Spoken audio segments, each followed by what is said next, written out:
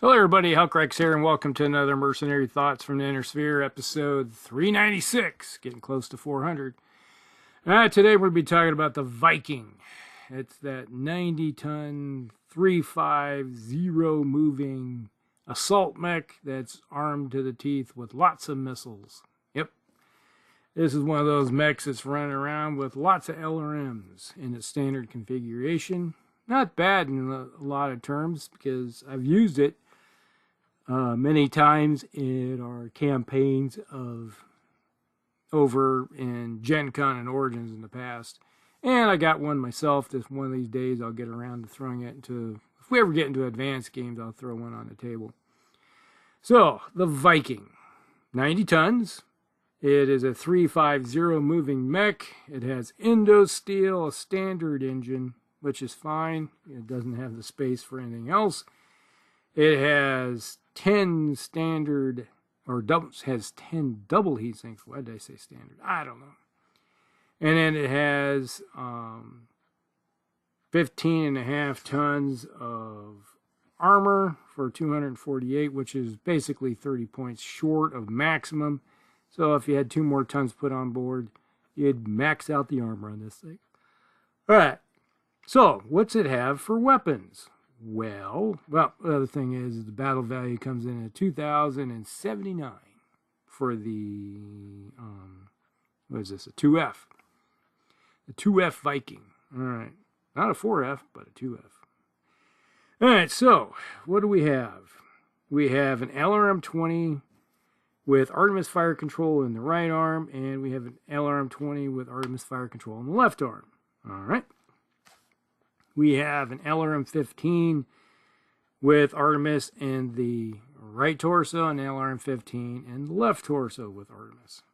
All right, so then we have a small laser in the right torso, small laser in the left torso, and case in both torsos.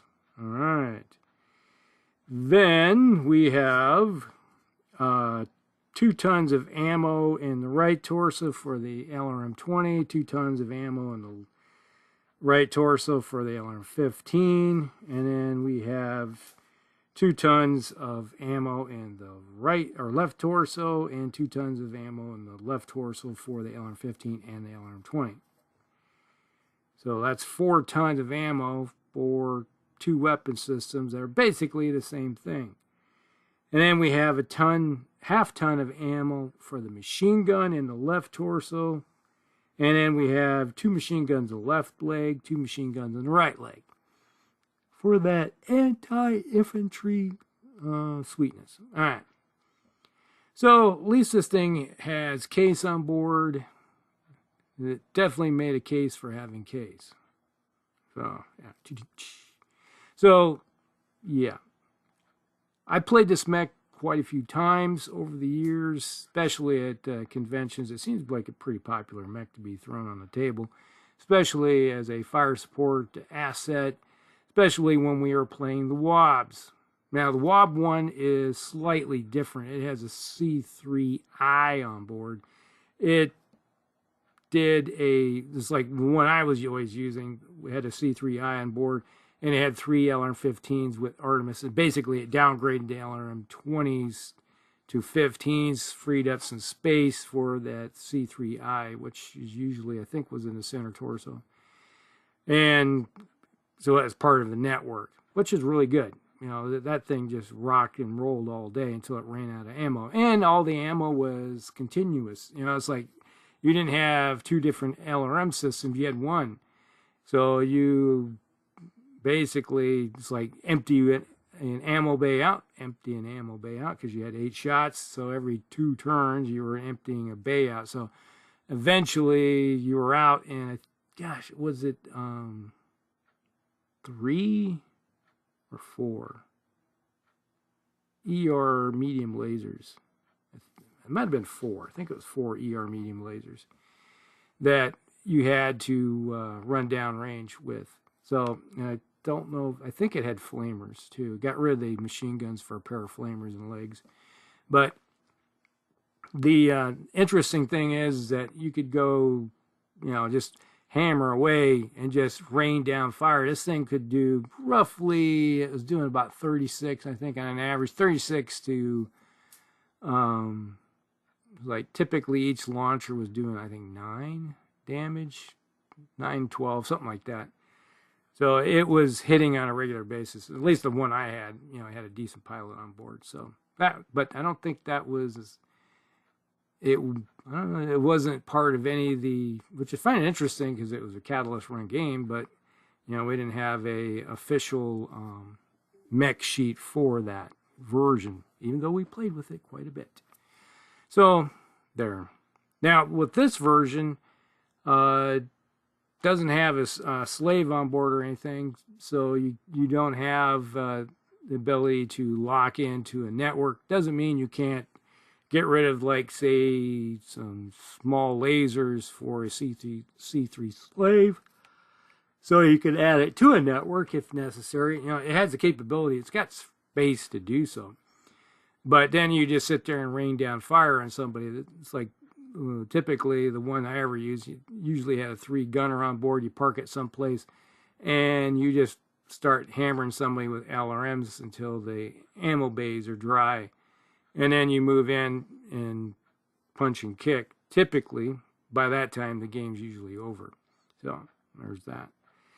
But not a bad mech for a decent fire support mech. You know, it supposedly took over from the Bombardier, you know, the other mech that's has lots of, was it LRM-20s and LRM-5s. So it's basically an improvement on that one. So not bad at all. I think it was pretty much worth having as a decent fire support mech.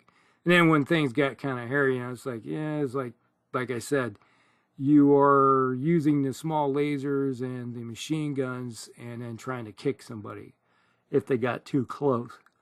And pretty much that was it. You're still firing rounds downrange, because if someone got too close within your minimum ranges of your mech LRMs, then you're kind of stuck.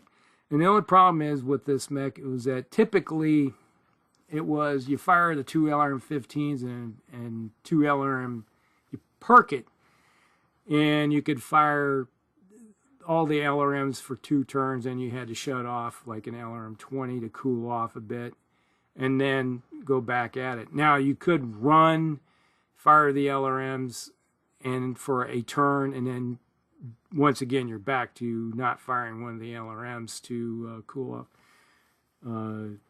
So you don't have to worry about heat problems. Because when you're a 3.5 moving mech, you don't want to slow down. Because if you hit that 5 heat threshold, yeah, you basically are sitting there going, well, okay, I'm now a 2.3. Don't want to go that route. It was like, no. And then you're just shooting yourself literally in the foot doing that. So there's that. Then, okay, there's a other version of this mech. There's the 2G. Now, this is kind of interesting. This one comes in at 2152 battle value. It has 12 double heat sinks. So, kind of, in some ways, overheat sinked, and other ways not. We'll explain this in a second. Now, you have a Gauss rifle in the right torso and LBX-10 in the left torso. So you got rid of all your LRMs. So now you have 2 direct fire weapon systems. And between the 2 of them, you're doing 3 heat. And if you run, that's 5, and you dissipate 24. So you think, wow, that's over synced. Yep, pretty much. So as a kind of a direct fire support kind of mech, you know, you punch in holes. If you work it in conjunction with another Viking, so you're stripping armor off of mechs, you fire this one first, hit him with the Gauss rifle, then obviously with the LBX cannon, you got 2 munitions. So basically you're going to be firing solid shot, and you have cluster munitions, so between your 2. So typically you're firing your Gauss rifle and the solid shot, trying to punch some holes in, along with another Viking or something of that nature that's working in conjunction with you. and stripping armor off. And then when you get a little closer and you start punching holes through somebody, then you switch over to the clustering munitions and then start crit hunting as best you can. And hope those one little plinkers just hit everywhere necessary. All right, so that's basically how you work this mech for the most part. But when you get within 10, then things kind of change because you got a large pulse laser with this thing. And then you switch on the large pulse laser. So you can fire the LBX, you can fire the Gauss rifle and the large pulse laser. And you basically are sitting at most at 15 heat. That's not bad. You can live with that. It's when you get within 6, then you have 3 medium pulse lasers, and you could add 12 more. That's up to 27. You could do that for a turn without any heat problems, and then you're going to figure out, obviously, probably not going to fire a medium pulse laser to cool off a little bit, because you're going to be up 3 in the heat scale. And you'll not fire one, that drop you back down by 4. And you can go one more turn firing everything, go up to 4 above the heat scale, and then obviously you're probably going to not fire the large pulse laser just to cool off. Because if you're that close, obviously you want the medium pulse lasers to be rocking and rolling the best you can. Because they're going to be doing more damage than the 9 you're going to get from the large pulse laser. But you want to cool off. So it's just like a cycle. You're cycling through your weapon systems to keep yourself cool. And I'm not a big fan of causing more detrimental problems for yourself by heating yourself up. It makes no sense. All right. But it's not a bad mech when it comes to being able to throw things down range. That's the good thing. All right. So that's the 2G. Let me check here. There's the 3A version. Let's bring the sheet up here. Where's the 3A? There we go. 3A. Now this one is kind of different. We have a small pulse laser in the center torso. We have an Aero 4 system in the right arm and the right torso. All right. And I think we got 4 tons. All right. 4 tons, 2 standard and 2 homing type of ammo for the Aero system. So basically, this is your mobile fire support system.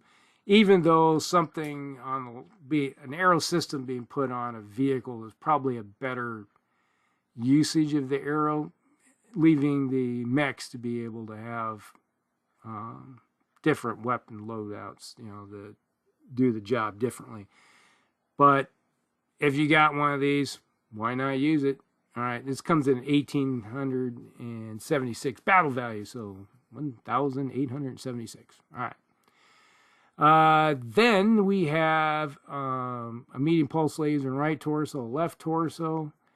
And then we have an MML7 in right and left torso with Artemis fire control with a ton of ammo. Let's see, we have 3 tons of ammo for the 2 launchers. All right. One in the left, one's in the left arm, one in the left torso. So the arrow's in the right torso and right arm. So basically with no upper arm actuators, or no lower arm and hand actuators, so you can flip, get in behind, then you can fire behind you. So you have 2 SRM ammo, and then 1 LRM ammo with this thing. With 17 shots come with the LRM, so with the LRM MM7. So yeah, you basically have some good capability shooting down range with those. So with the LRM, you're going out to 21, and the SRM goes out to 9. And when you get in close, obviously you're going to be rocking and rolling with the SRM style ammo as best you can, getting as many hits as possible, to pump up your damage output, because really the damage output with this thing isn't all that great. At best, you're going to get 20, which is a saturated area effect. And one thing I really love about Aero systems is that they're great for removing infantry. Just like, You got someone with lots of battle armor on the table, an arrow system. Oof, man, you can just like, scrape them off, because you're hitting the area. Everything that's in that get hit, And sorry, if you get them within the 10 block, your infantry is disappearing really quick. Makes people angry. And then with the MMLs, you're going to get out to 14 possible damage, and obviously you're going to get up to 28. So potential with the SRM. So your damage output when you get in close greatly increases. So there's that. Now, the pulse lasers, obviously you got to get within 3 and 6 with those to actually make good use of them. And this one has 22 dissipation possibilities, so 11 double heat sinks. And you got 22 possible 22 short range heat output. And then obviously the arrow is going to pump out 10. So you got to make some decisions here. Are you going to fire the arrow system for your area effect weapon, or are you going to combine it with the MMLs? It's when you start looking at, geez, I got short range targets here. You have to really, really think of how you're going to use this thing, because if you're within, you're probably going to be firing shots downrange with the arrow, and then firing the short range stuff at the close target. So 2 different targets to the best you can. It's like for the moment, I'm drawing a blank on arrow system. There is a minimum of how close you can fire those things. At the moment, I can't think of what it is. If I remember, I'll put it down. I'll put it in a little pop-up thing, if I can remember. So that's the 3A. Then we have the 3W. This one, all right, this is similar to what I was talking about, but it's a little bit different. This is the WOB version. It has a C3 with the CPU. It's got improved CPU, C3 CPU in the center torso. It has a light autocannon in the right and left torso. Those go out to 18. Gosh, I'm drawing a blank. And then we have an MML9 in the right and left arm, and then we have a Streak 2 in the right and left leg. Boy, in some ways I'd rather not have the streaks and just have standard SRMs, and I could, save a ton and give me, even though I'm looking here, no, there is no free space at all on this thing. Those MMLs, there's 4 of them. Yeah, you got 4 MML9s in the arms, 2 in each arm, and then all the ammo is taking up all the space. You got 1 ton of streaks. So, yeah.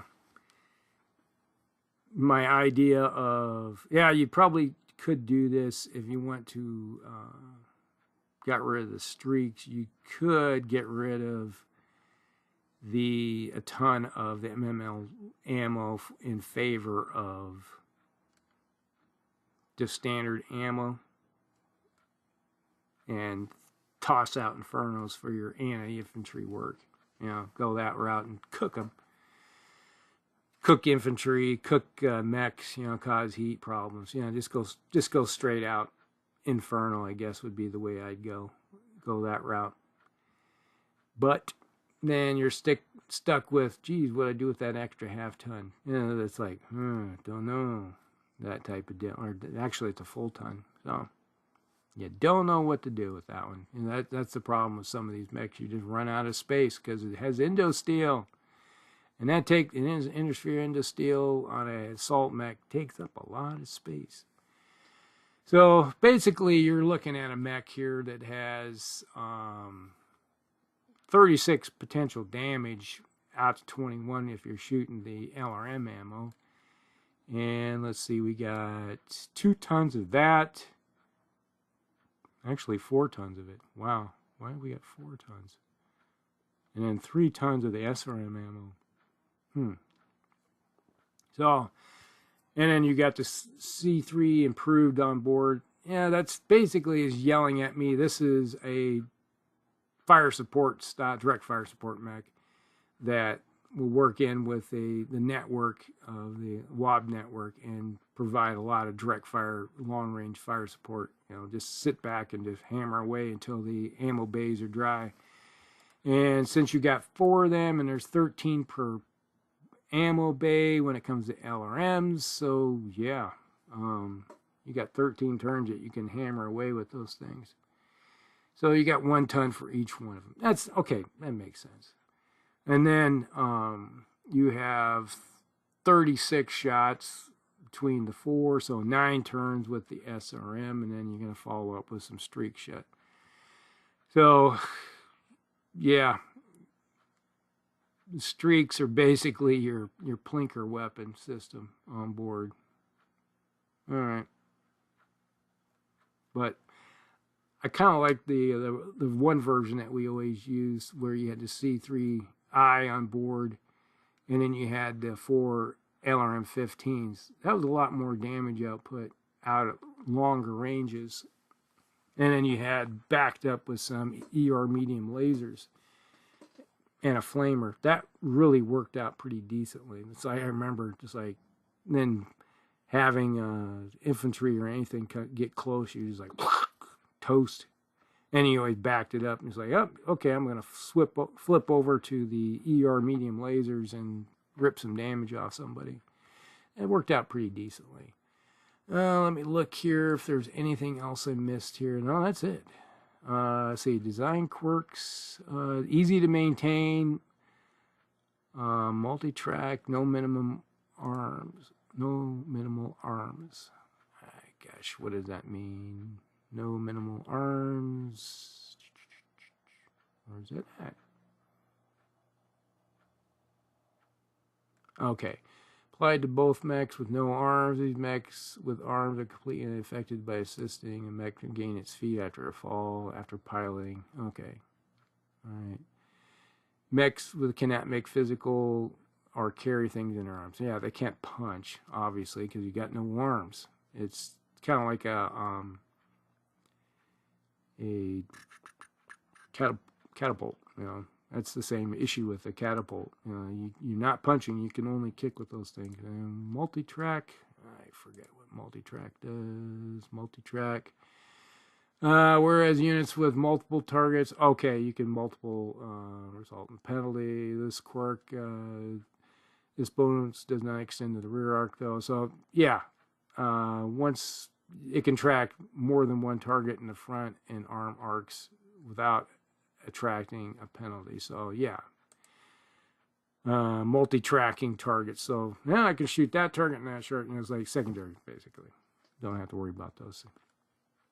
So yeah, not a bad mech. It has its uses as a good fire support mech, and it runs fairly cheap. Did I see the 3W comes in at $17.78 for battle value, so not bad. So there is some good uses for this mech.